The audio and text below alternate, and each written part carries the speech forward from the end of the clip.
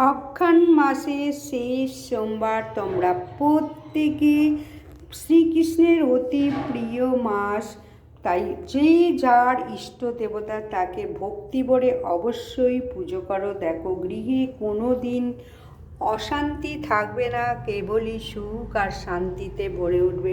সমস্ত negative energy দূরে চলে যাবে।